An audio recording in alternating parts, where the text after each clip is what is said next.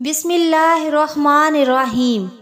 ایک بار ایک شریر یہودی نے محض شرارت میں حضرت محمد صلی اللہ علیہ وآلہ وسلم کی خدمت میں کھجور کی ایک گٹلی پیش کی اور یہ شرط رکھتے ہوئے کہا کہ اگر آج اس گٹلی کو آپ مٹی اور پانی کے نیچے دبا دیں اور کل یہ ایسا تناور کھجور کا درخت بن کر زمین پر لہلہانے لگے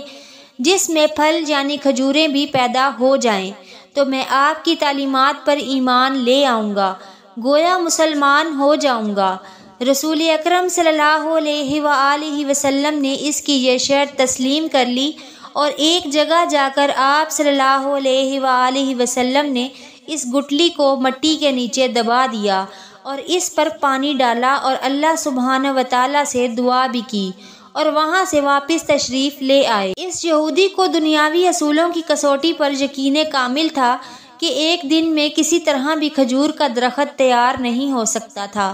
لیکن رسول اکرم صلی اللہ علیہ وآلہ وسلم کی ذات اقدس کی روحانیت اور آپ کا اعتماد اس کے دل میں کھٹک اور خدشہ ضرور پیدا کر رہا تھا کہ کہیں کل ایسا ہو ہی نہ جائے کہ کھجور کا درخت اگ جائے اور اسے ایمان لانا پڑ جائے۔ اس نے اپنے اس وسوسے کو دور کرنے کے لیے پھر دنیاوی اصولوں کی مدد لی اور شام کو اس مقام پر جا کر جہاں کھجور کی گٹلی آقا دو جہاں صلی اللہ علیہ وآلہ وسلم نے بوئی تھی اس کو وہاں سے نکال لیا اور خوش واپس آ گیا کہ اب کھجور کا نکلنا تو درکنار، کھجور کے درخت کا نکلنا ہی محال ہے۔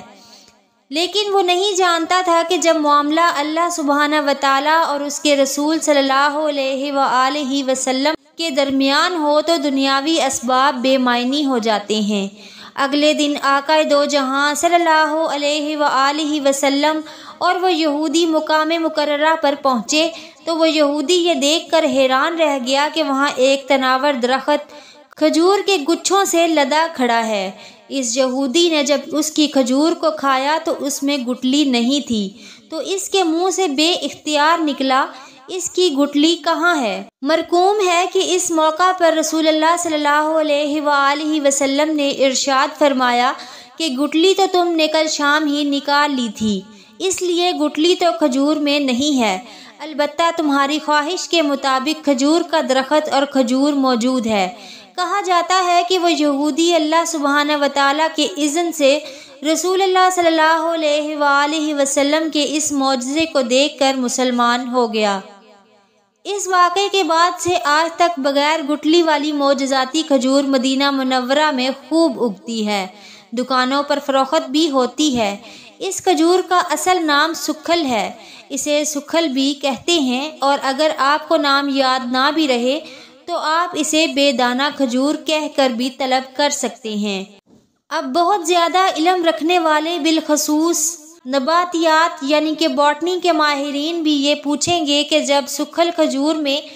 گٹلی نہیں تو اس کی مزید کاشت 1400 سالوں سے کیسے ہو رہی ہے؟ تو بتانے والوں نے بتایا ہے کہ اس کے سوکھے پتے کھجور کے باغوں میں مٹی میں مدغم ہو کر نئے پودوں کی بنیاد بن جاتے ہیں۔